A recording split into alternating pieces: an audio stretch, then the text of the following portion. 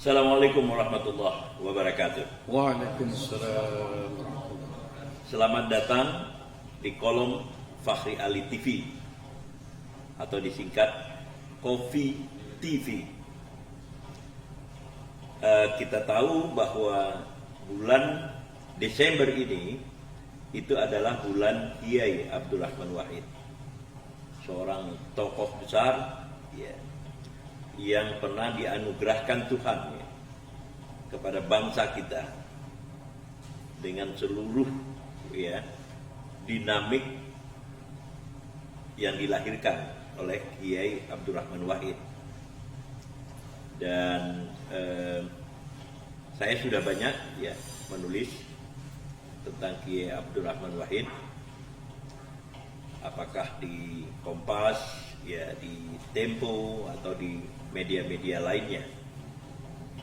Nah, Kiai Abdurrahman Wahid ini sangat patut ya kita diskusikan karena peran Kiai Abdurrahman Wahid bagi bangsa ini dengan daya dobrak yang luar biasa. Nanti kita akan mendiskusikan ya tentang daya dobrak Kiai Abdurrahman Wahid ini secara jauh lebih khusus gitu. Nah, tetapi kali ini ya kita menghadirkan Kang Ison Basuni. Nah, Kang Ison Basuni ini adalah dulu waktu kuliah senior saya. Jadi waktu saya di Posma, ya, Posma itu dulu namanya Pekan Perkenalan, Pekan Orientasi Mahasiswa. Jadi sebagai mahasiswa baru, saya datang minta tanda tangan Kang Ison Basuni. Gitu. Nah, sebelum dia tanda tangan, saya diminta nyanyi dulu, gitu. Nah, salah satu nyanyinya yang diminta itu indahnya bulan tak seindah wajahmu. Lagu siapa itu? Hah? Enggak ada yang tahu ya? Engkaulah sayang segalanya bagiku. Gitu ya John ya? Masih ingat gak John? Nah, baru kemudian tanda tangan gitu. Kalian masih seperti itu enggak? Waktu masuk mahasiswa? Masih? Minta tanda tangan senior gitu? Masih? Udah enggak? Oh, udah enggak? Iya. Nah, Kang Ison ini adalah tokoh PMII. Tokoh PMII itu pergerakan mahasiswa Islam Indonesia. Jadi suatu organ kemahasiswaan yang dilahirkan di kalangan Nahdlatul Ulama atau NU. Jadi Kang Ison ini adalah senior dari Surya Dharma Ali. Surya Dharma Ali terakhir jabatannya adalah Ketua Umum Partai Persatuan Pembangunan. Lalu kemudian menjadi menteri ya. Menteri apa? Agama. Menteri Koperasi ya. Menteri Koperasi. Lalu kemudian menjadi Menteri Agama. Gitu. Nah, inilah ya Kang Ison Basuni. Nah, kenapa kemudian Kang Ison Basuni kita hadirkan di sini? Karena ada cerita ya yang memuat satu episode ya di mana pengalaman atau kinerja Kiai Abdurrahman Wahid itu tidak terekam, yaitu ketika di LP3IS. Nah, ini sangat penting ya diketahui oleh publik. Mungkin juga karena di LP3IS itu adalah suatu periode karir Kiai Abdurrahman Wahid yang begitu singkat, maka tidak banyak menjadi perhatian publik, mungkin juga di kalangan kaum nahdliyin gitu. Nah, karena itu ya kita akan minta Kang Ison untuk bercerita gitu. Ceritanya ya bisa yang lucu-lucu, bisa apa gitu, bisa juga yang serius, tetapi kita kemudian akan berusaha merekonstruksi pengalaman Kang Ison ini ya bergaul dengan Kiai Abdurrahman Wahid atau bersentuhan dengan kinerja sosial budaya Kiai Abdurrahman Wahid. Nah, supaya Anda tahu semua, LP3IS itu adalah lembaga penelitian, pendidikan, penerangan ekonomi dan sosial yang didirikan pada 1971 ya, sebagai channel sebenarnya, sebagai saluran bagi para aktivis mahasiswa yang tidak mau terintegrasi ke dalam negara Orde Baru ya, pada waktu itu. Jadi kaum intelektual muda, mantan aktivis mahasiswa, lalu kemudian pengacara dan segala macam yang ada. Nah, didirikanlah kemudian LP3IS gitu oleh ya antara lain, dan tokoh utamanya adalah Sumitro Joyo Hadikusumo, seorang begawan ekonomi gitu. Nah, saya bergabung ke LP3IS itu pada 1977. Kang Ison kalau saya nggak salah itu 1977 juga. Oktober ya. Iya. Oke. Nah, jadi silakan Kang Ison ya.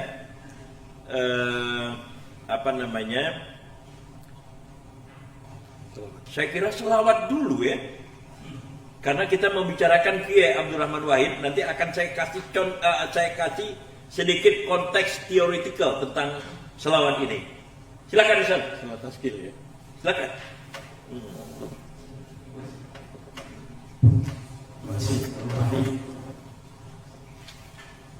Ini suara orang sepuh, jadi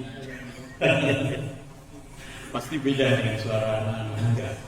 Ini Iya. selawat tasyil namanya ya. Allahumma shalli ala sayyidina Muhammad wa ashfi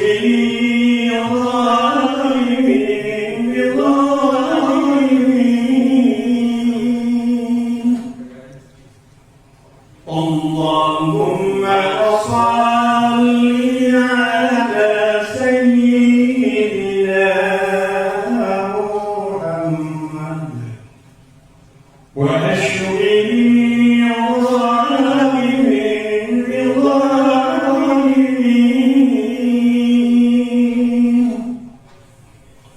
واخرجنا من بينهم سالمين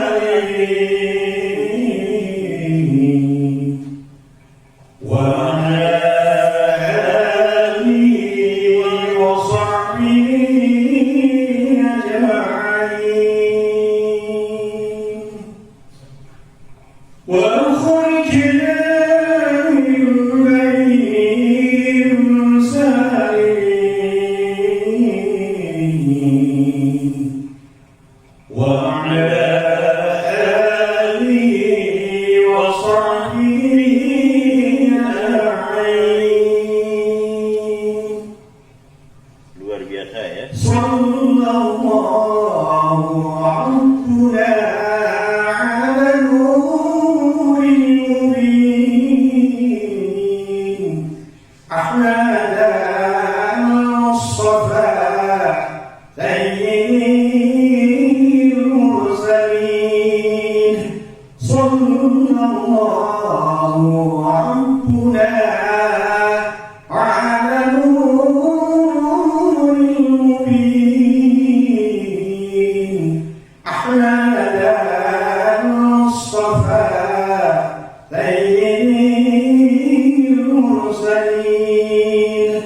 وعلى آله وصحبه أجمعين وعلى آله وصحبه أجمعين اللهم صل وسلم وبارك عليه. Luar biasa. Sebenarnya ini dulu itu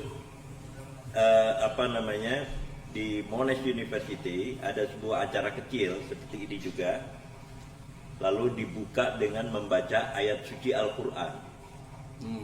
Tapi kemudian si pembaca ayat suci Al-Quran itu menjelaskan lebih dulu gitu, bahwa ini adalah pembacaan ayat suci Al-Quran, dan karena itu setelah selesai jangan tepuk tangan. jadi sekarang kalau selawat boleh ya, nggak apa-apa ya. Oke. Nah, jadi pertama kali bertemu dengan Kiai Abdurrahman Wahid, bagaimana ceritanya, Isan?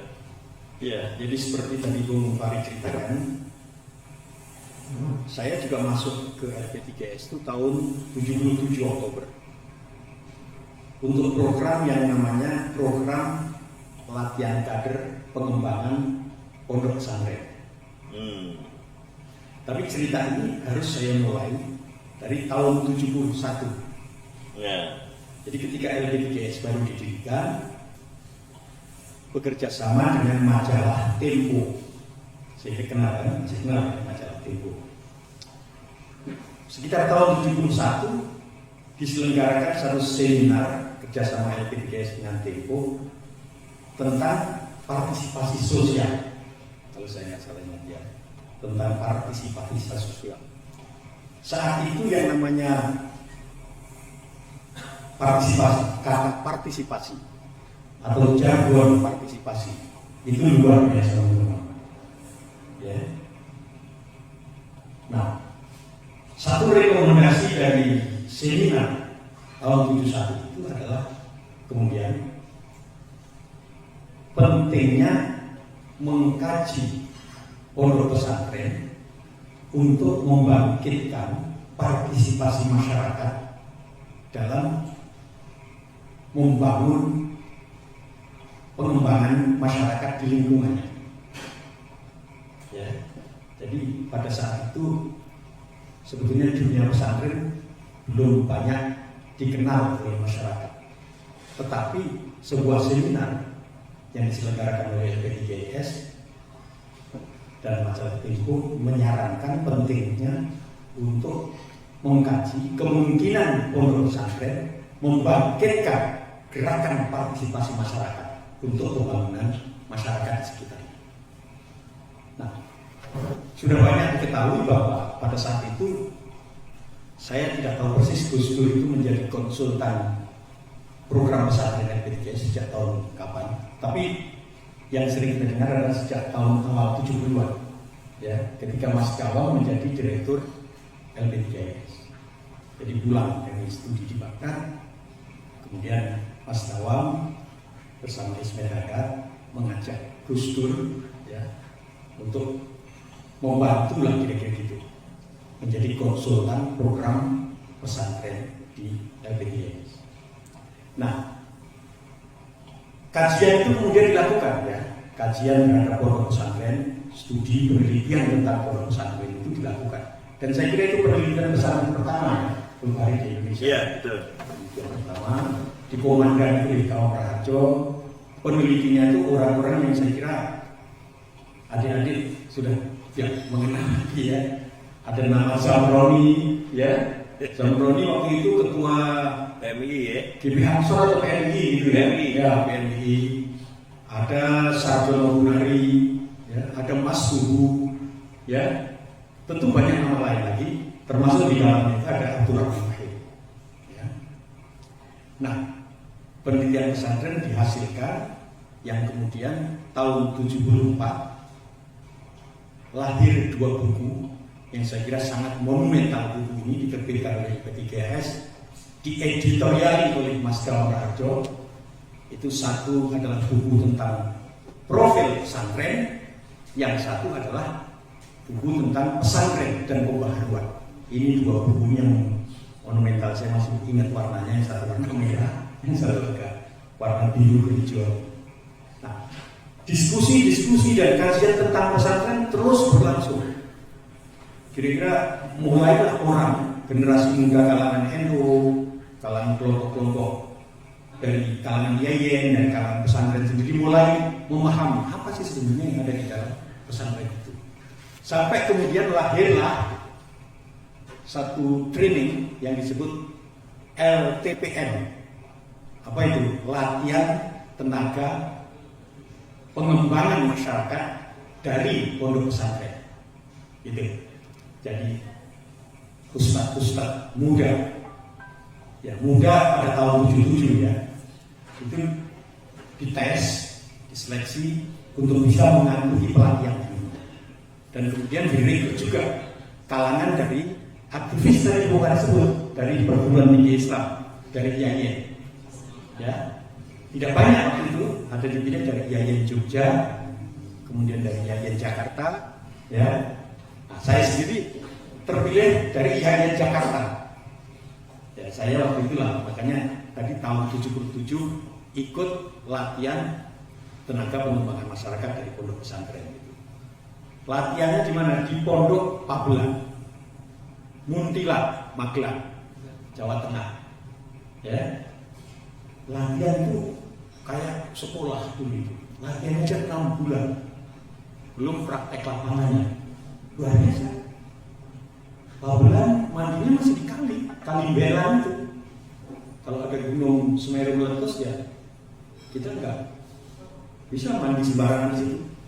Iya. Pabelan. Oke, terus ketemunya dengan Ki Abdurrahman Wahid bagaimana ceritanya? Gus Dur itu adalah menjadi salah satu mentor, ya, menjadi salah satu narasumber kalau sekarang tidak dibilang, Iya. narasumber dari pelatihan itu. Jadi kadang-kadang berhari-hari Gus Dur berada di Pabelan itu. Di samping juga ada Dr. Tolkah Mansur, waktu itu trainernya bapaknya Romi yang pernah memimpin P3 ya. Ada Sarino Mangun Pranoto, mantan Menteri Pendidikan zamannya Pak Karno dulu. Karno ya. Ya, itu Sarino Mangun Pranoto itu adalah orang yang merintis sekolah farming. Jadi dulu SMA itu pengen ada laboratoriumnya ya, seperti sekarang SMK misalnya. Itu Sarino itu tahun 70-an sekian sudah merintis itu di Ungaran sana. Ya. SFMA, Sekolah Farming Menengah Atas. Jadi murid SMA sekolah di situ, tinggal di situ, berolah tani di situ, makan tiap hari sayur dan beras yang di situ. Luar biasa. Jadi sebenarnya pendidikan yang begitulah, pendidikan yang langsung bersentuhan dengan kebutuhan hidup sehari-hari. Nah, Gus Dur menjadi salah satu narasumber, trainer, ya gitu kan. Jadi kalau ada trainer yang lain masih ngajar, Gus Dur suka tiduran di belakang itu, bukan di kursi yang kayak saudara sekarang begini. Di istilahnya di bangku panjang itu apa itu? Zaman sekolah dulu itu Balai. ya, kalau balai kan apa itu ya? Oh ya. Apa? Bangku ya. Bangku saja. Anak sekolah itu bangku panjang. Gitu, Tanpa kan? ini kan, tanpa senderan kan. Tanpa senderan. Oh, Ki Abdurrahman Wahid tidur di situ. Tidur di situ. Luar biasa. Jadi dari dulu, Mm-mm. kalau orang yang sudah tua kayak saya sudah mulai kenal Bung Hari dari sejak tahun 70-an, Gus Dur itu memang nyeleneh dalam tanda petik itu dari dulu, bukan setelah sepuh. Tiduran di kursi bangku, meja bangku gitu sambil makan tahu, gitu kan. Terus tertidur. Dan seperti Bung Hari bilang suka kadang-kadang kayak menggembur gitu juga. Padahal lagi ada trainer yang pagi ini. Jadi tradisi tidurnya sudah lama ya. Sudah lama ya. Lama. Jadi bukan terakhir-terakhir ini kalau ada seminar jadi narasumber duduk di depan lantas tidur gitu. tertidur. Begitu giliran waktunya presentasi langsung bisa terus nyambung dengan yang sebelumnya. Itu bukan cerita baru, dari dulu sudah. Saya nggak ada yang foto itu ya, Kiai Abdurrahman Wahid tidur di atas bangku itu ya. Mungkin nggak berani kembali. Nggak berani. Nggak berani saya kira. Gus Dur itu sangat disegani dan orang sudah tahu tidak mudah. Orang kalau ngomong aja kan, orang dari pondok itu dalam kitab Ta'limul Muta'alim itu kan nggak berani mandang dulunya kan. Oh gitu ya? Iya dong, ketat itu. Nah, habis tiduran gitu kalau gilirannya langsung maju dan nyambung dengan apa yang barusan diceritakan oleh narasumber sebelumnya. Jadi ini salah satu kelebihan Gus Dur yang orang kadang-kadang tidak terpikirkan kok bisa begitu tuh gimana gitu. Cerita lain misalnya di dalam satu ruangan, saya tahun persisnya lupa, sebab saya kebetulan satu ruangan karena Gus Dur itu datang ke kantor itu kan seperti Bung Bahri bilang kan tidak tiap hari konsultan itu, dan memang tidak mengharuskan beliau datang tiap hari. Suatu saat datang wartawan majalah Tempo untuk meminta meresensi buku. Nah, buku ini dibawa oleh wartawan itu, kemudian disodorkan kepada Gus Dur. Pak Dur, ingat saya dulu belum Gus gitu loh Pak, orang masih manggilnya itu Pak Dur gitu kan. Gus ini kan panggilan yang relatif kemudian menyebar kan ini. Ya relatif belum lama lah, walaupun di pondok udah dari dulu panggilan Gus itu. Pak Dur, ini Tempo minta buku ini diresensi gitu. Mana bukunya? Gitu. Biasa. Bukunya itu di kepat-kepet itu, tidak dibaca per lembar, itu kayak cuman kepat-kepet itu aja kan. Ya maaf, beliau kan memang kacamatanya juga udah tebal sekali kan. Kepat-kepet gitu. Untuk kapan nih sambil lihat itu. Kan bulan depan Pak Dur. Bulan depan. Setelah dikepet-kepet gitu, ditaruh, ya tunggu aja sebentar. Lantas beliau ngetik itu, mesin ketik yang mungkin sudah nggak ada sekarang ya. Namanya mesin ketik. Mesin ketik yang panjang berat. Sekarang laptop. Sekarang laptop. Jadi ditunggu nggak sampai setengah jam, selesai itu. Bawa pulang wartawan. Dan selalu isinya luar biasa. Bayangin, diminta bulan depan, suruh nunggu sebentar, udah jadi. Hah? Iya. Nah, ini antara lain yang membuat Gus Dur itu juga sangat dikagumi oleh kalangan di luar jaringan pondok pesantren atau kalangan intelektual Islam. Kira-kira gitu ya. Jadi di mana-mana begitu. Begitu juga kalau nulis di Kompas. Yang saya dengar itu buat artikel-artikel beliau soal sepak bola. Ya, itu kan sangat dikenal sekali itu. Konon dipesan itu, Pak Dur itu nulis Kompas soal sepak bola itu. Bayangkan Pak Dur tokoh pesantren nulisnya soal sepak bola. Dan itu nama-nama pelatih, nama-nama pemain itu hafal. Dan lagi-lagi tulisannya sangat bagus dan karena itu sering dipesan tulisan itu. Bukan main. Jadi kalau kemarin Bung Fahri cerita soal hafal 1000 nomor telepon, yang pernah saya dengar itu Pak Dur itu hafal nomor-nomor telepon pengurus cabang dan pengurus MWC, Majelis Wakil Cabang, NU, hampir di seluruh Indonesia. Jadi ini sesuatu yang memang tidak mungkin lah ya. Bagaimana orang ngasih nomor telepon rumah Bung Fahri yang dikenalkan tahun 81 ya? Ya, 91, 96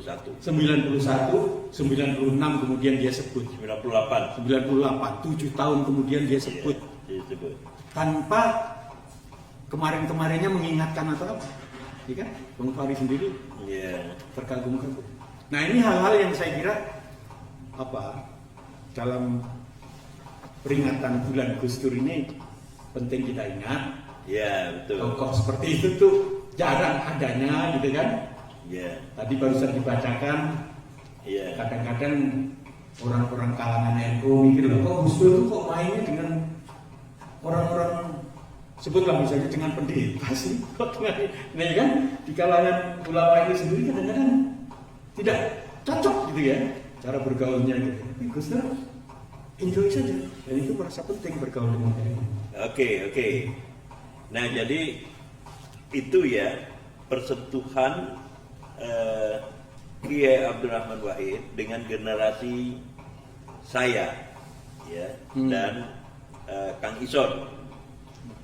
Dan yang mau ya kami tekankan di situ adalah bahwa Kiai Abdurrahman Wahid itu pada mulanya juga tidak dikenal orang, gitu. Pada mulanya tidak dikenal orang, lalu kemudian ada LP3IS ya yang saya sampaikan tadi itu, lalu kemudian ada gagasan ya untuk melakukan studi tentang pesantren. Nah, jadi antara LP3IS dengan dunia pesantren itulah kemudian yang melahirkan Kiai Abdurrahman Wahid. Abdurrahman Wahid kemudian tertarik ya dari dunia pesantren ke LP3IS, dan dari LP3IS itu adalah injakan karir intelektual Kiai Abdurrahman Wahid untuk tampil ke depan. Nah, pada waktu kami ya bertemu dengan Kiai Abdurrahman Wahid itu mulanya ya masih biasa saja, gitu.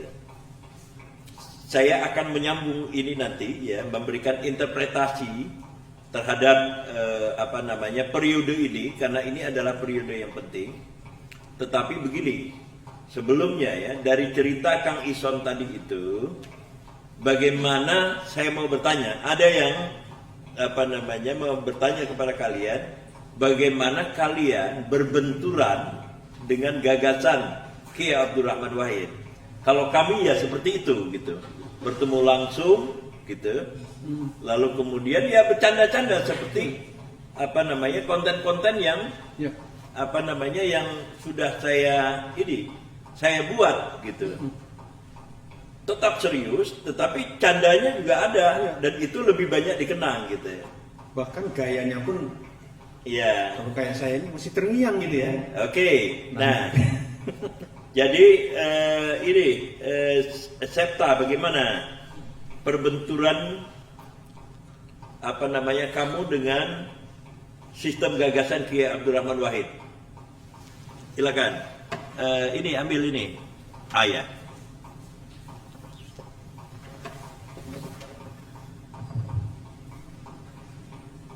Ya, terima kasih Pak atas kesempatannya. Kalau kami karena generasinya masih sangat baru. Betul. Saya lahir tahun 90. Tahun berapa? 90. 90. Ya. Ya. Jadi mulai sekarang tahun berapa? Sekarang 2022. Saya umur udah 32 ya. 32. Ya. Jadi waktu era reformasi itu saya masih umur 8 tahun. Oh iya. Tapi saya mengikuti itu sidang MPR pemilihan presiden waktu itu. Ya. Karena bapak saya itu hobi politik, jadi saya ikut nyemplung gitu. Ya. Sudah mulai mendengar nama Kiai Abdurrahman Wahid. Ya. Nah setelah itu barulah mulai mendengar kontroversi berbagai macam gagasan-gagasan beliau waktu itu. Jadi memang interaksi langsungnya tidak ada, karena memang saya itu jauh sekali di pelosok Sumatera sana. Baru kemudian setelah hijrah di Jakarta baru mulai mengenal sosok-sosok yang sangat kontroversial. Tapi ketika saya SMA dulu, kami banyak mendapatkan literatur dari kelompok-kelompok yang sebetulnya kontras sekali dengan Gus Dur. Oh, oke. Ya. Ada buku dulu yang dibikin oleh penerbit Al-Kausar, itu banyak menulis tokoh liberal. Nah itu benar-benar encounternya dengan Gus Dur itu dengan hal yang begitu. Kemudian ada fikih lintas agama di zaman itu yang diterbitkan oleh para Madinah. Itu bagian dari circle yang sampai ke kita itu adalah bahwa ini adalah circle-nya yang tidak jauh, Gus Dur, Cak Nur begitu. Jadi memang impresi awal yang kita temukan Iya. Dengan Gus Dur ini ya bahwa ini adalah ada semacam liberalisme Islam. Iya. Kalau sekarang bagaimana pandangan ini? Kalau sekarang memang apalagi setelah saya kuliah di Paranatina, Iya. saya boleh bilang sudah merasa masuk dalam komunitas yang enlightened community. Iya. Nah, setelah masuk dalam komunitas itu persepsi saya berubah 180 derajat tentang Gus Dur. Iya. Artinya gagasan-gagasan Gus Dur itu justru tidak saya temukan lagi yang terbalik dengan pandangan saya. Apa yang di gagasan-gagasan Gus Dur itu saya kira saya tidak ada masalah kayak gitu. Cuma waktu itu memang beliau sedang ada konflik dengan PKB waktu itu kan. Iya. Dan beliau sempat sangat oposan dengan SBY. Iya. Jadi mungkin kritik-kritik beliau terhadap pemerintah di zaman itu dan pengototan beliau untuk tetap maju lagi walaupun partainya sudah dirundut dari beliau waktu itu ada sedikit kesan yang kurang ini ya, karena mungkin waktu itu beliau sudah frame-nya politisi begitu ya, Betul ya. bukan sebagai pemikir yang dominan seperti Betul. ya.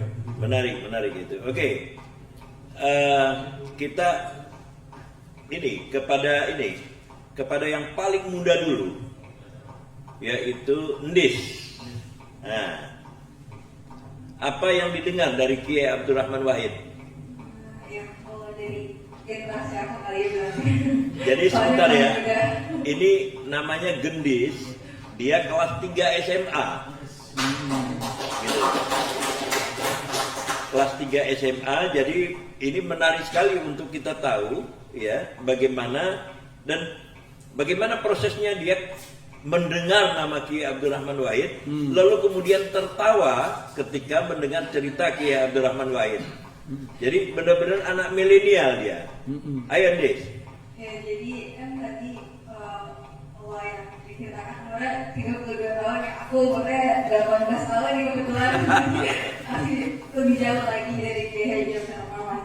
Iya. Sebenarnya kalau misalnya aku tahu seberapa jauh tentang Gus Dur ini tuh aku tahunya dari pelajaran sekolah aja, nggak terlalu mendalam.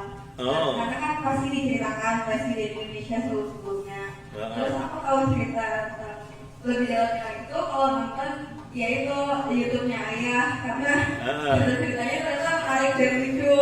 Terus menurut aku tadinya aku nggak terlalu tertarik dengan hal-hal akhirnya yang akan bahas politik, tapi ternyata ceritanya tuh justru menarik yang menurut aku itu bisa aku tonton dan aku tonton semua. Jadi ternyata Gus Dur yang kita lihat jangan sebenarnya aku tahu tentang politik aja tuh ternyata di belakangnya tuh ada hal-hal menarik kayak gitu, nggak tahu sebenarnya ternyata beliau ini tuh aslinya orangnya seperti itu ya gitu di dalam kehidupan sosial media atau politik, jadi tuh ternyata seperti itu ya gitu kalau dari aku. Nah, salah satu yang didengar yang mana itu? Yang itu? Yang ditonton, saya mau nonton juga terakhir sama Ayah.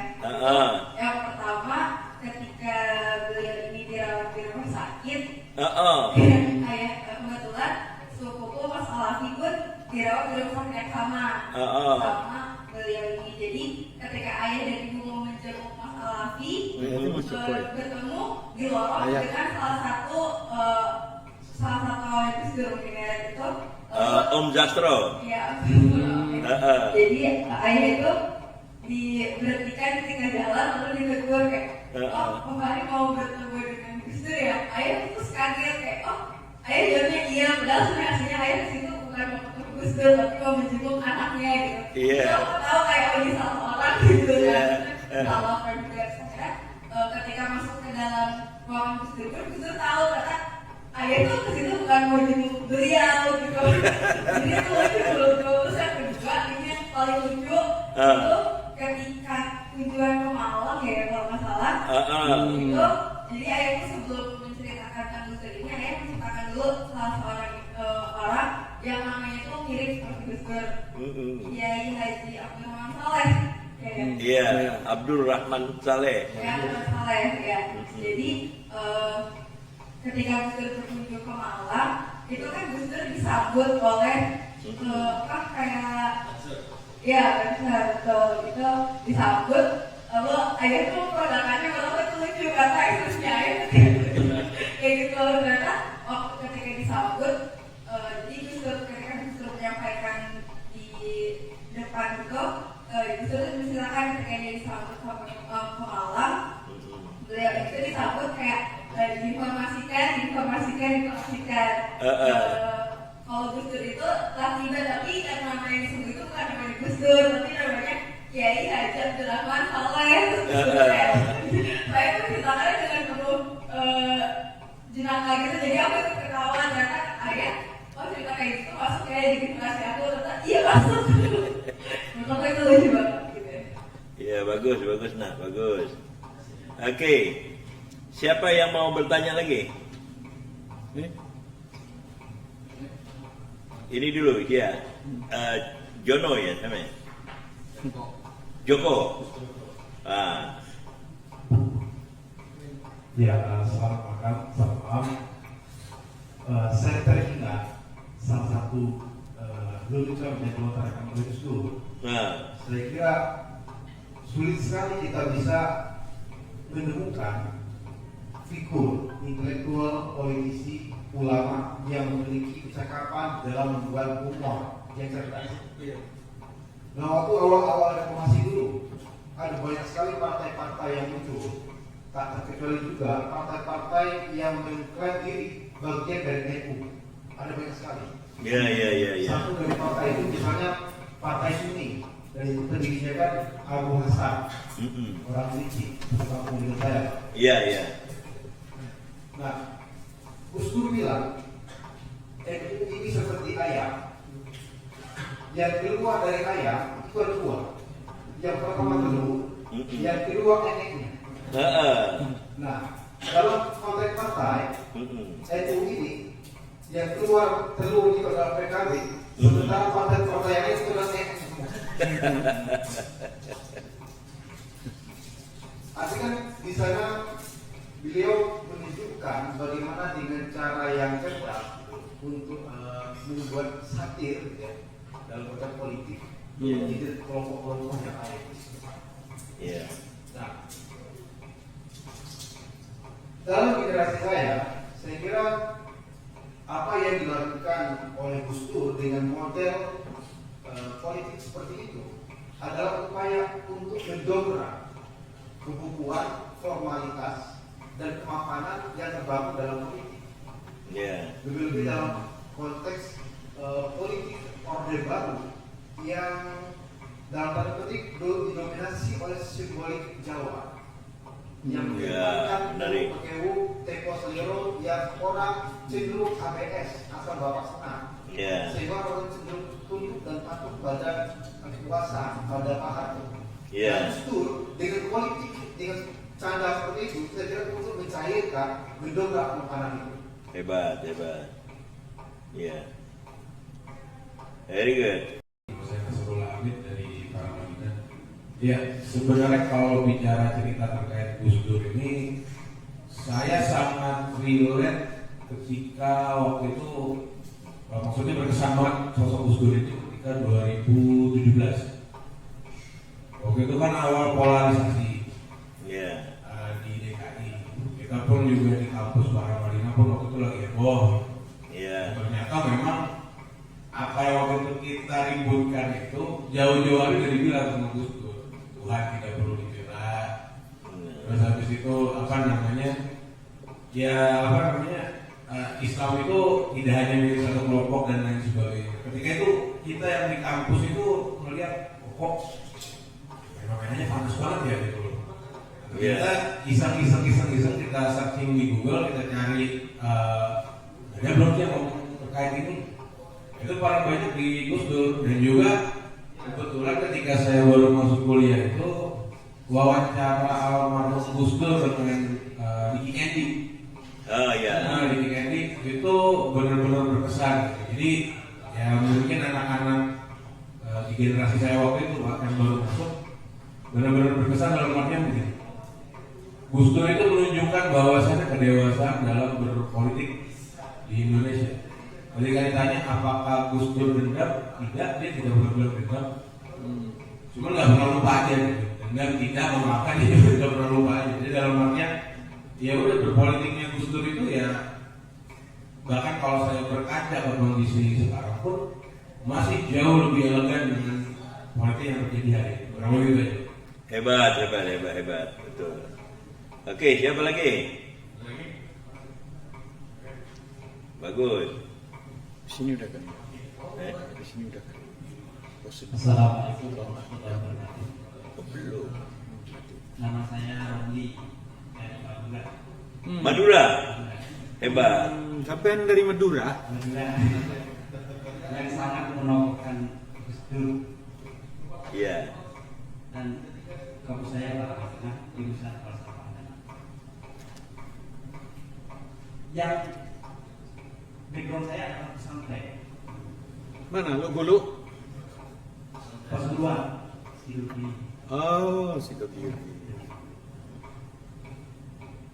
Ketika pas saya sadar terhadap pendidikan, waktu SMP kan kalau di Madura SD, SMP, MA itu formalitas saja. Yang penting sekolah lulus, udah kerja awal saya. Iya. Di kampung saya khususnya, karena memang lingkungannya bukan pendidikan. Iya. Lalu saya masuk pesantren. Memang dari sebelum masuk pesantren saya sering mendengarkan syair Gus Dur. Mendengarkan? Syair Gus Dur. Oh iya, Yang benar. bahasa Jawa. Iya. Yang ngawiti insun. Nah, iya. Ya, lanjut. Ngawiti insun. Siiran kelawak muci paring pangiran. Lanjut terus. Kami paring rahmat lan Kalimatan ridho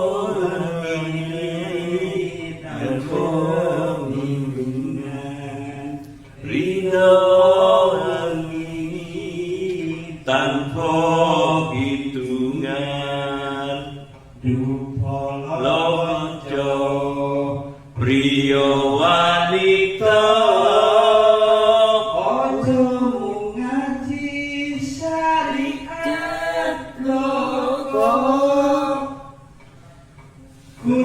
kur pinter dongeng nulis lan mojo Tembe burine. Belakangnya bakal burine bakal sengsara. Yang selanjutnya ini yang menjadi kejanggalan saya ketika waktu di pesantren. Saya lanjut. Nah, lanjut. Sampaikan terus. Akikan hafal Quran hadis Bise seneng ngapir ke maring liyani kafir dewe gak Kateki. yen isi kotor hati akali yen Isi kotor hati sekali. bagaimana saya bisa percaya, bagaimana tidak suudon saya terhadap Gus Dur. Sedangkan ketika membaca teori tafsir, salah satu syarat untuk menjadi mufasir adalah menghafal Al-Quran. Sehingga hakikat hafal Quran dan hadis ini banyak yang hafal Al-Quran dan hadis, tetapi dia sering sering mengkafirkan orang lain. Nah, terus apa yang dikritik dari saya ini? Sedangkan background santri itu sedikit banyak menghafal walaupun tidak seluruhnya. Yeah. Kemudian di pondok saya itu sangat hati-hati dengan kaum menentang sekali kaum Salafi Wahabi yang di mana-mana mengagendakan tahfidzul Quran. Pada saat itu ada ustaz saya itu ketika kajian Idrus Romli namanya, Al Ustaz Idrus Romli Usulullah. Nah, ketika mendengarkan saya Usul ini, berarti menghafal Al-Quran itu bukan sebuah jaminan untuk menjadi muslim yang berkualitas. Jadi Usul ini mengkritik orang-orang yang menafsirkan Islam secara literal. Ya. Jadi untuk memajukan, untuk menjadikan Islam sebagai dasar kemajuan, maka janganlah menafsirkan agama Islam itu dengan literal. Jadi harus kontekstual dan sesuai dengan keterangan zaman, sebagaimana yang ditampilkan dalam usul fikih, ya, dalam tradisi pesantrennya, bahwa pensyariatan sebuah yang di dalam agama ada syariat itu juga adalah dimaksudin untuk kesejahteraan manusia. Jadi agama bukan dipertentangkan, melainkan menjadi alat untuk mempersatukan umat, baik itu umat di satu agama Islam maupun di agama-agama yang lain. Sehingga Muslim mengatakan Tuhan tidak perlu dibela. Itulah sosok Gus Dur yang sangat melekat di diri saya, bahwa manusia itu semuanya sama, yang membedakan adalah batiniahnya, ketundukan kepada Tuhan, kepasrahan kepada Tuhan, yang mana manusia yang seperti itu bisa disebut manusia yang luar biasa, insan kamil, manusia yang luar biasa sempurna. Jadi seperti itulah yang saya kenal dari sosok Gus Dur yang luar biasa. Yaitu dari Jombang. Terima kasih. Sampean Maduranya di mana? Bangkalan. Bengkalen. Terima kasih. Oke, bagus sekali, bagus. Ada lagi yang mau? Itu lagi.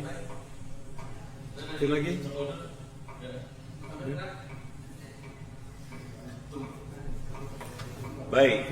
Nah, sekarang ini ya, bagaimana kita memberikan makna terhadap kehadiran Kiai Abdurrahman Wahid di dalam ini perbenturan dua generasi tadi gitu. Nah, yang pertama adalah selawatan ya. Selawatan itu mengalami proses nasionalisasi dalam dua tanda kutip.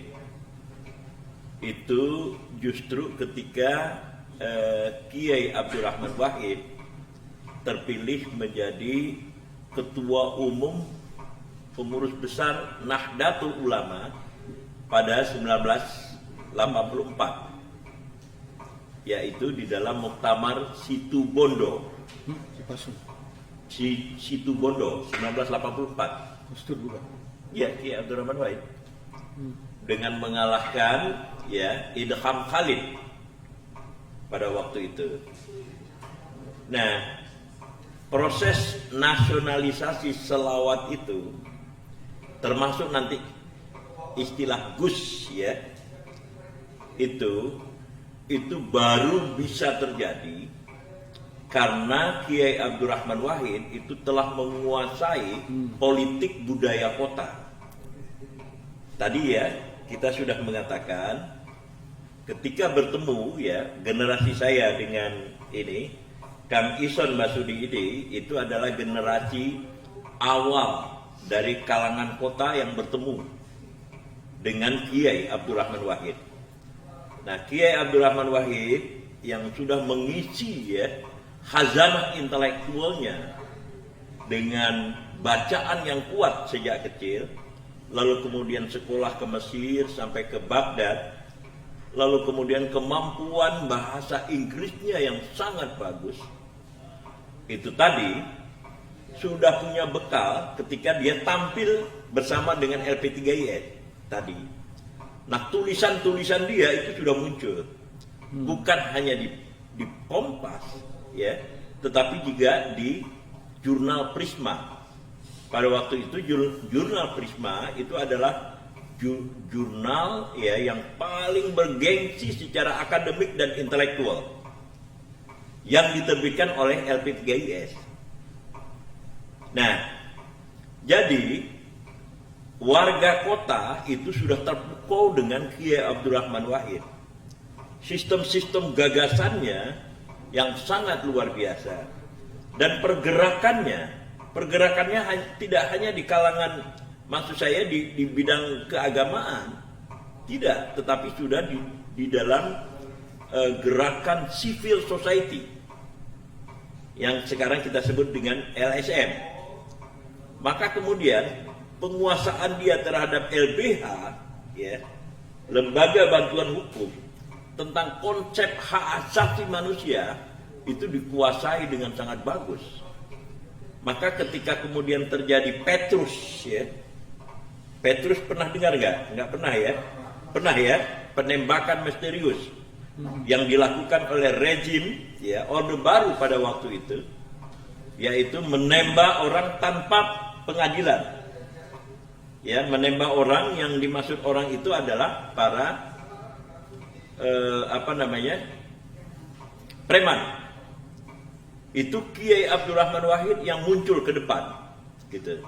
Muncul ke depan mengkritik keras ya tindakan-tindakan yang anti kemanusiaan tanpa mengalami pengadilan. Nah, itu warga kota ya. Jadi kelompok civil society, kaum intelektual itu telah dibikin terkesan dengan kemunculan Kiai Abdurrahman Wahid itu. Jadi memang betul ya, Nurcholish Madjid itu lebih awal tampilnya dan telah mengejutkan kaum kaum intelektual ya. Tetapi perbedaannya adalah Nurcholish Madjid itu tidak punya basis massa. Itu perbedaannya. Nah, Kiai Abdurrahman Wahid seperti ya yang saya katakan itu adalah ini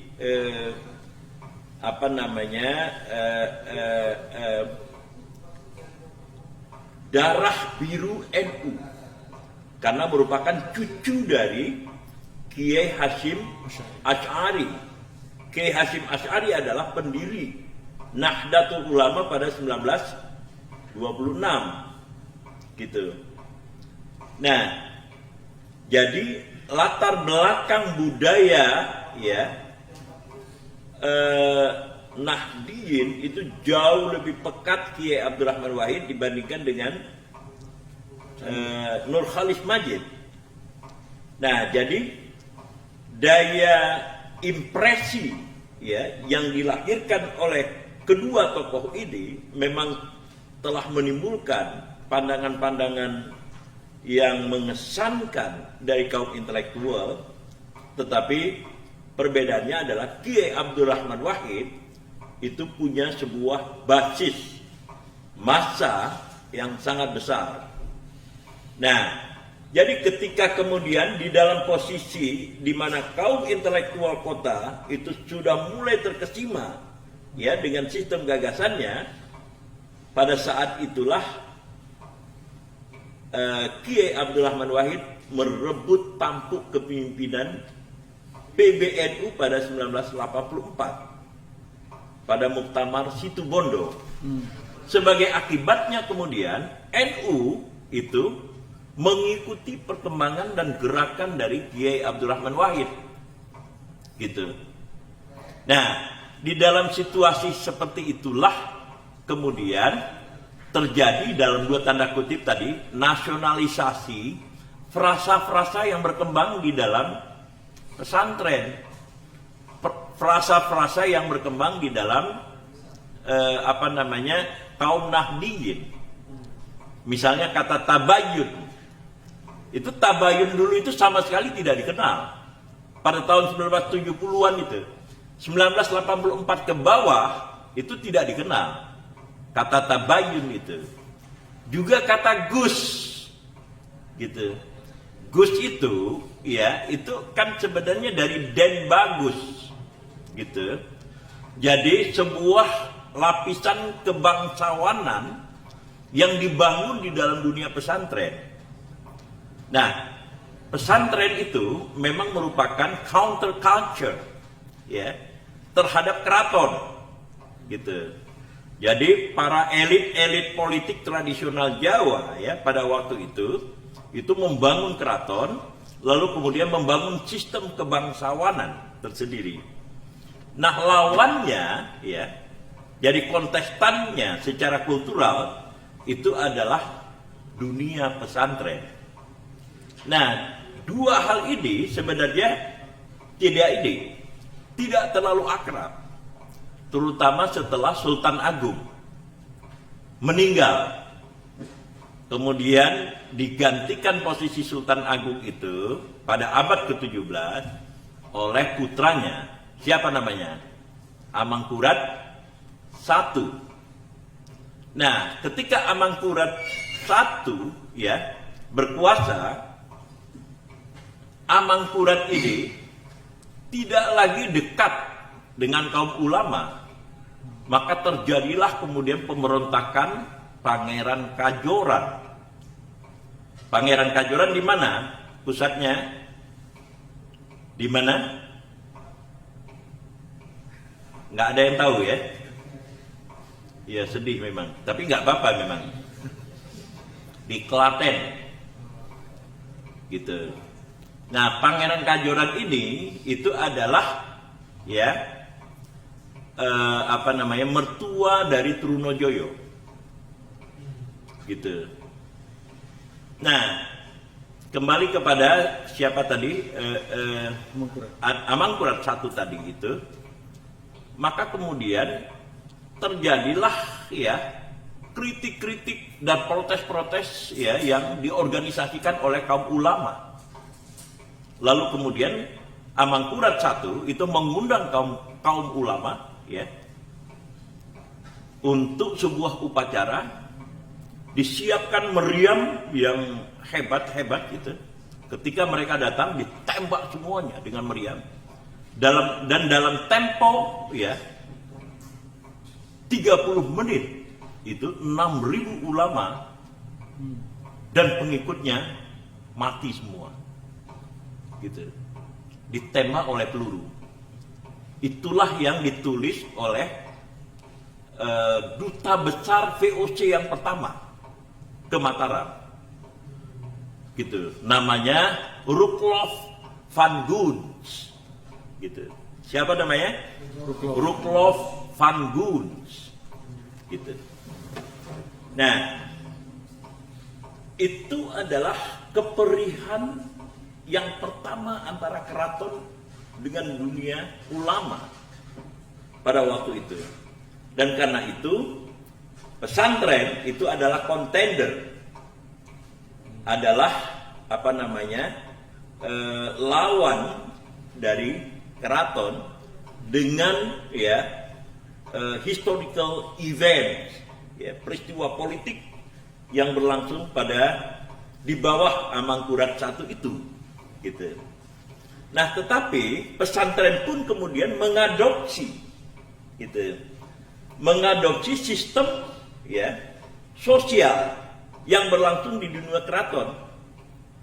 Itulah kemudian melahirkan ya sejenis ya keluarga istimewa di dalam dunia pesantren, gitu. Jadi si santri kemudian harus mencium tangan dari kiainya, dari pendiri pesantren. Dan saya pernah mewawancara orang Madura itu mengatakan, katanya, jangankan anak-anak dan cucu-cucu dari kiai, katanya, andai kata pun ayam dan kambingnya, katanya gitu, itu menyeberang ke kebun saya tidak akan berani berbuat apa-apa. Benar nggak itu? Benar kan? Gitu. Jadi itu hierarki sosial itu terbentuk. Disitulah kata Gus kemudian keluar.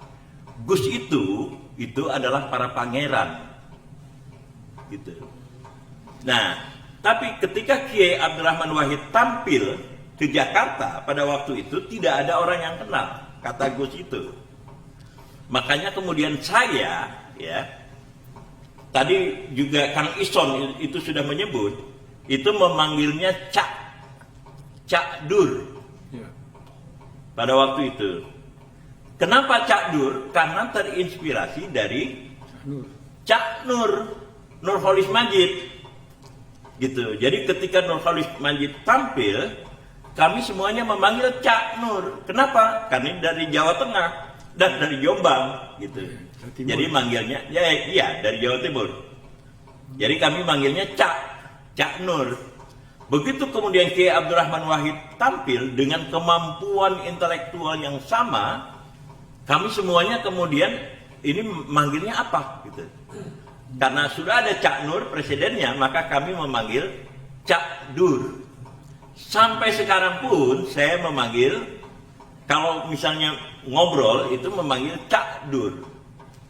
Jadi ketika Kiai Abdurrahman Wahid menginap di rumah saya, ya, di Melbourne selama 3 pekan, itu percakapannya adalah saya memanggil dia Cak. Ketika beliau jadi presiden pun pernah mengundang makan siang saya bersama dengan profesor saya panggil juga beliau Cak, gitu. Cak Dur, gitu.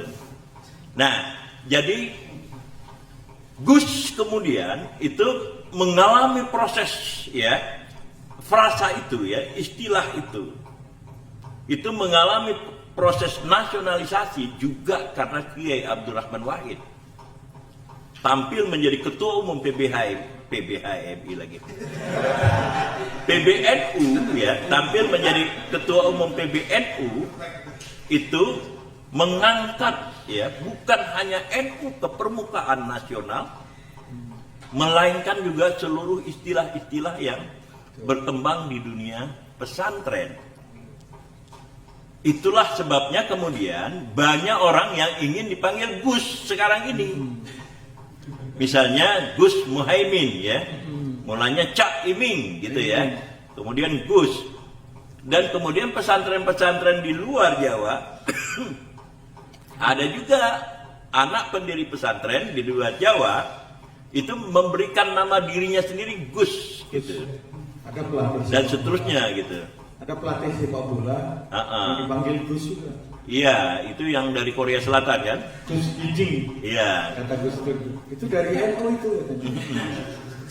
Nah, jadi, ya, itulah kehebatan, ya, dari Kiai Abdurrahman Wahid.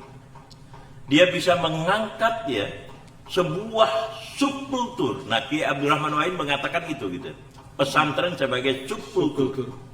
Sebuah subkultur itu kemudian menjadi national discourse, tingkat nasional, gitu. Nah, jadi Kiai Abdurrahman Wahid yang kalian kenal sekarang ini itu adalah Kiai Abdurrahman Wahid yang lahir melalui 1984 itu, yaitu ketika menjadi pemimpin, ya, puncak NU yang pertama. Cipasung, gitu. Itu yang kalian kenal kemudian.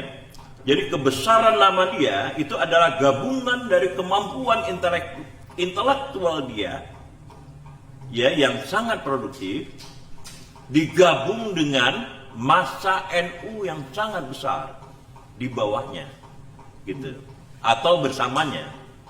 Berapa massa NU? Sekarang ini diperkirakan itu sebesar sekitar 90 juta pengikut. 90 juta pengikut itu artinya 3 kali penduduk Malaysia. Penduduk Malaysia itu ya 30 jutaan. Penduduk Singapura itu 5 juta. Penduduk Australia itu 25 juta. Mungkin sedikit naiklah sekarang ini ya. Waktu saya sekolah di sana itu 25 juta. Penduduk Thailand 70 juta. Penduduk Filipina itu sekitar 80 atau 100 juta. Jadi dengan massa 90 juta, ya massa kaum Nahdiyin itu 90 juta, di bawah kepemimpinan ya seorang yang sangat paham tentang politik kota, politik budaya kota, itu membuat NU ya adalah sesuatu yang sangat berharga dari segi apapun juga, apalagi dari segi politik. Gitu. Itu Kiai Abdurrahman Wahid, dan itu cara kita mengenang Kiai Abdurrahman Wahid di dalam konteks ya sejarah budaya politik dan intelektual di Indonesia. Oke, nah terakhir, apakah kalian melihat Kiai Abdurrahman Wahid ke pemakaman ketika jenazahnya diangkat? Karena beliau adalah seorang presiden, maka proses pemakamannya kan berlangsung secara kenegaraan kan, gitu. Nah, mestinya kan itu upacara negara kan yang berlangsung di situ, mestinya kan. Tapi begitu kemudian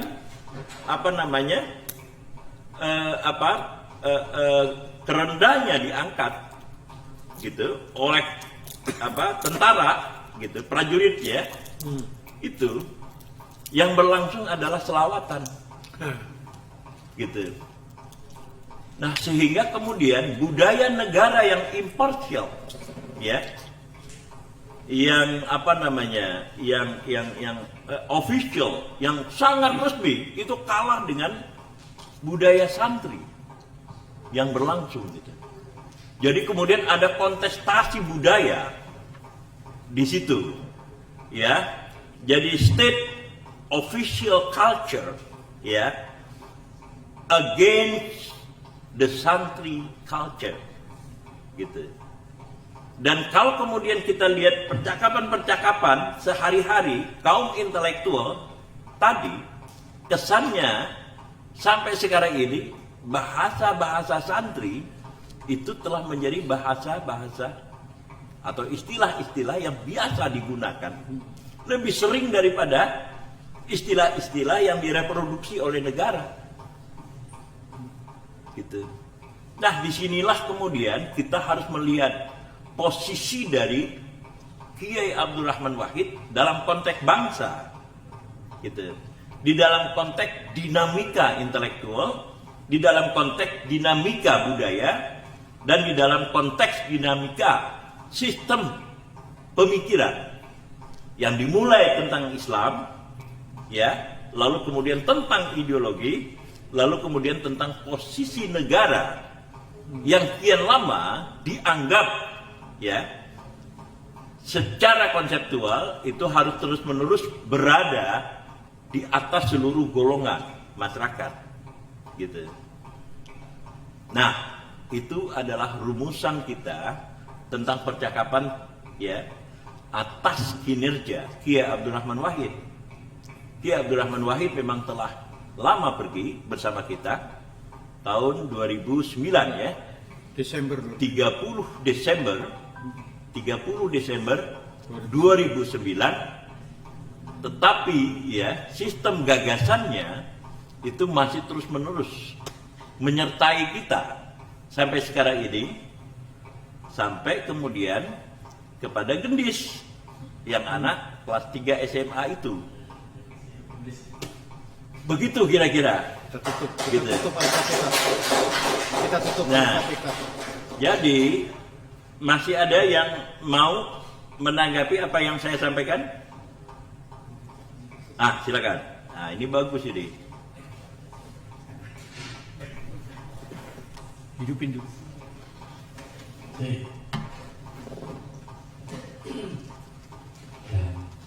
Assalamualaikum warahmatullahi wabarakatuh. Waalaikumsalam. Nama saya Muhammad Budi Nakata dari Universitas Ibnu Khaldun, Jakarta. Saya berasal dari timur Indonesia, bagian utaranya Maluku Utara, Ternate. Mungkin kalau berbicara tentang Gus Dur, saya mungkin lebih mengenal Gus Dur lebih jauh itu kurang lebih 4 tahun yang lalu, ketika saya masih kuliah di Ternate. Ada salah satu buku yang memang saya pernah membaca sedikit. Buku itu berjudul Politik Demi Tuhan. Itu kumpulan tulisan Politik apa? Politik Demi Tuhan. Demi Tuhan. Politik demi Tuhan. Oh, gitu. Politik Demi Tuhan. Ya. Kumpulan tulisan dari beberapa tokoh, dan salah satunya adalah ada dari Abdurrahman Wahid Gus Dur. Sedikit yang saya dapat dari kecerdasan Gus Dur, bahwa Gus Dur selain salah satu memang warna baru, warna yang cukup baru dan jarang kita temui sebagai seorang presiden yang humoris, itu yang pertama. Terus yang kedua, Gus Dur juga bisa saya katakan sebagai tokoh yang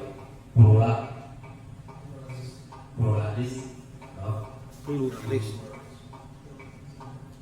Yang selanjutnya, kenapa demikian? Karena ada beberapa yang saya tangkap dari pemahaman Gus Dur, bahwa Gus Dur adalah salah satu tokoh yang memang mengedepankan konsep yang namanya integrasi nasional. Karena dalam buku itu lebih banyak berbicara tentang nasionalisme dan kereligiusan. Multikultur yang ada di Indonesia itu bisa tergambar dalam bisa kita lihat dari gagasan-gagasannya Gus Dur, di mana penyetuan dan keterbukaannya beliau. Walaupun beliau kita kenal sebagai tokoh Muslim, tapi beliau bisa menerima dengan berbagai macam agama dan budaya yang berbeda. Itu saya. Dan Gus Dur, kalau kita lihat dari beberapa, karena kebetulan saya banyak berkuliah di sekolah. Saya SMA, saya kuliah di 3 sekolah. Kuliah sekarang alhamdulillah S1, baru menjelang S1, belum S1 ya, belum sadar maksudnya, tapi udah 2 kampus.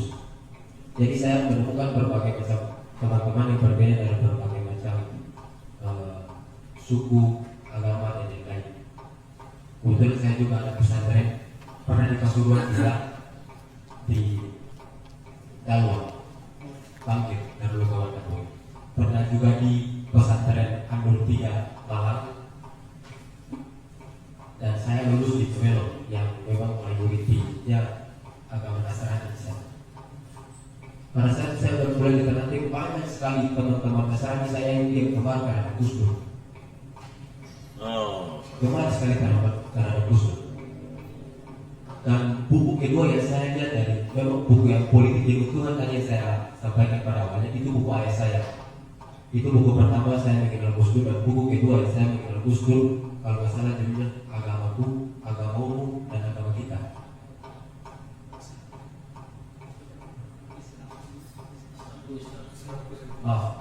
Islamku, Islamu, dan Islam kita. Selain dari itu, saya juga banyak membaca artikel-artikel yang membahas tentang Gus Dur. Mungkin sama dengan adik Indis juga, yang banyak juga menonton video-video lama tentang Gus Dur. Banyak sekali pengetahuan yang saya dapat. Pertama dia sebagai banyak pemahamannya tentang keterbukaan. Agama itu harus gini loh, agama itu harus gini, kita nggak harus. Saya juga mendapat salah satu pemahaman tentang Gus Dur, bahwa agama agama dan negara itu sebenarnya agama dan politik itu tidak bisa dipisahkan. Itu salah satu ilmu yang saya dapatkan dari Gus Dur. Yang kedua, saya banyak belajar tentang Gus Dur, bagaimana tentang melihat dunia politik. Dengan gaya humorisnya dia mampu menjawab berbagai macam persoalan kenegaraan, walaupun pada waktu itu banyak kritik karena beliau, karena katanya presiden yang suka keluar negara, presiden yang suka tidur, tadi yang pernah disampaikan oleh Abang. Terus selanjutnya saya banyak mengetahui peristiwa-peristiwa Orde Baru atau reformasi itu dari referensi dari Gus Dur juga. Bagaimana sebelum runtuhnya Soeharto ada apa namanya kesepakatan antara Soeharto dan IMF kalau nggak salah, kalau saya coba mengingat kembali tentang itu. Jadi Gus Dur itu bukan hanya, kalau saya katakan Gus Dur itu bukan hanya tokoh pesantren, dia juga tokoh pemersatu bangsa ya. Kita kalau zaman sekarang kan kalau pemersatu bangsa itu pasti apa namanya orientasinya lebih negatif. Oh, tokoh pemersatu bangsa. Oke, very good. Mungkin itu. Ya, ya. Oke, terakhir ya. Ya, terakhir. Iya, terima kasih. Saya tadi memang kurang elaboratif soal bagaimana saya memandang Gus Dur hari ini ya. Ya. Memang ini ada proses yang begitu panjang, sehingga mungkin dalam bentuk yang lebih konklusif terhadap sosok Gus Dur ini, memang pertama saya melihat sosok Gus Dur ini memang saya sebagai seorang santri dan sosok yang sangat complicated dalam banyak hal. Saya pernah membaca, yang paling serius saya baca tulisan Gus Dur itu adalah kritik dan elaborasi Gus Dur terhadap Hamka. Di sana saya melihat, karena kesan awalnya saya melihat Gus Dur ini adalah public intellectual yang tidak dalam dalam melihat sesuatu. Tapi di dalam tulisan itu saya melihat sangat analitis dan sangat dalam kritik dia terhadap Hamka. Kemudian kekaguman saya terhadap Gus Dur itu adalah bagaimana dia, kalau kita tahu pesantren tradisional itu identik dengan Katolik, tapi Gus Dur berbahasa Inggrisnya itu luar biasa menurut saya. Sebagai seorang santri yang lahir dari komunitas internasional, gramatikalnya itu sangat advance. Kalau bicara dialek kan memang kita aslinya Indonesia, tapi cara dia berkomunikasi dalam bahasa Inggris itu sangat baik menurut saya. Kemudian yang saya lebih ini melihat bagaimana perubahan di dalam NU itu sendiri.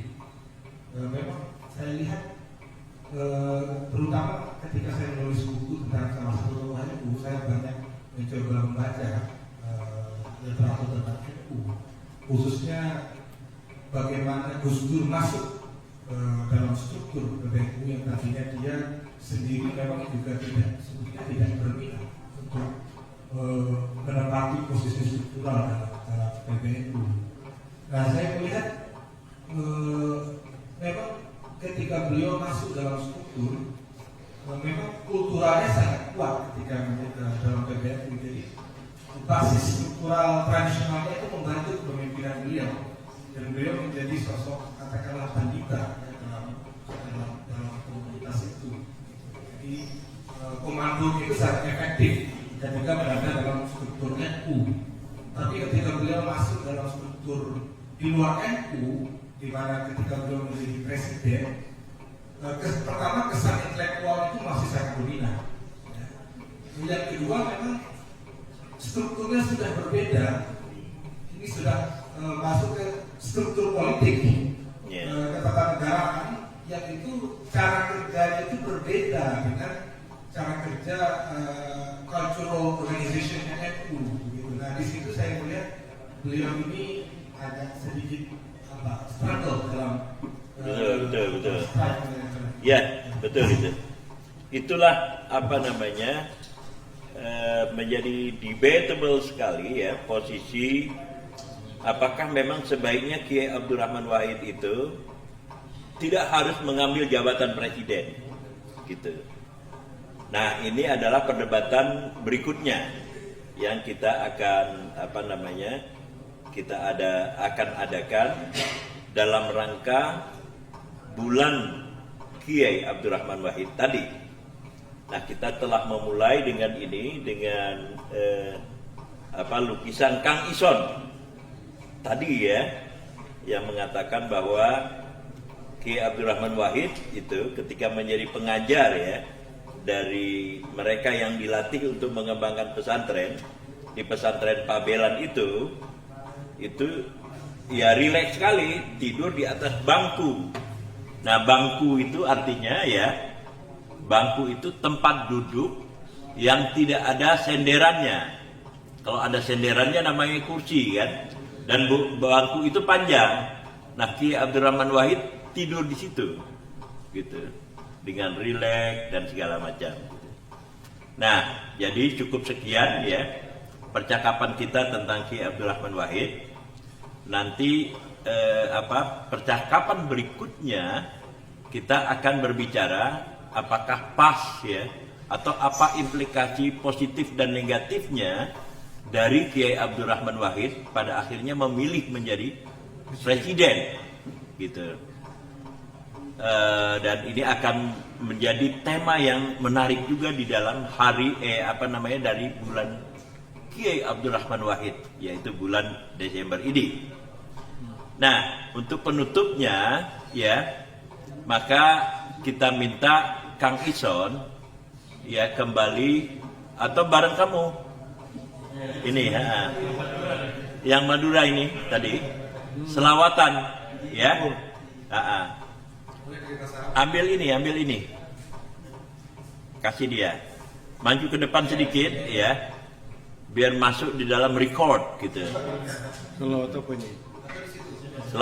Selawat usul aja. Selawatnya apa? Ya. Yang tadi, selawat yang tadi bukan? Boleh. Duduk aja. Duduk aja. Allahumma salli ala sayyidina Muhammad wa ashli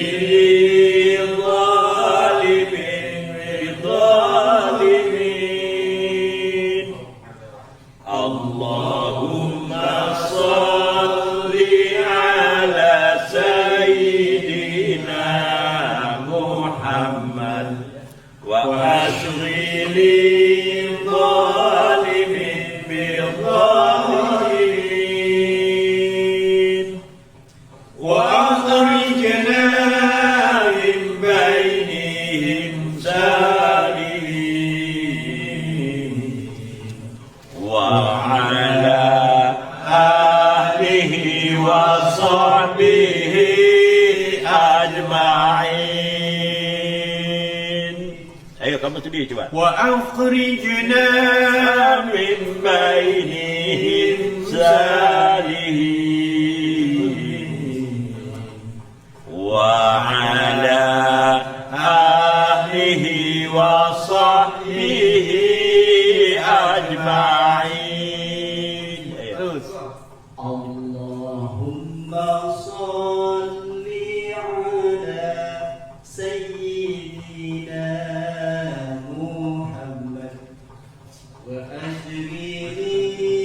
zalimin bil zalimin. Sekali lagi.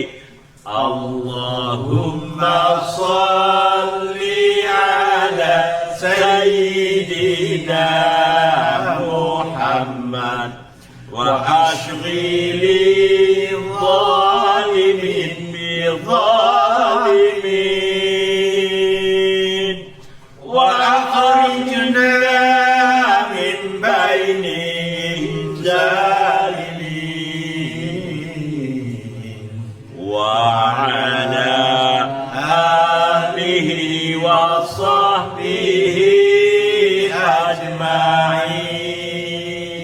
Terakhir. Wa ala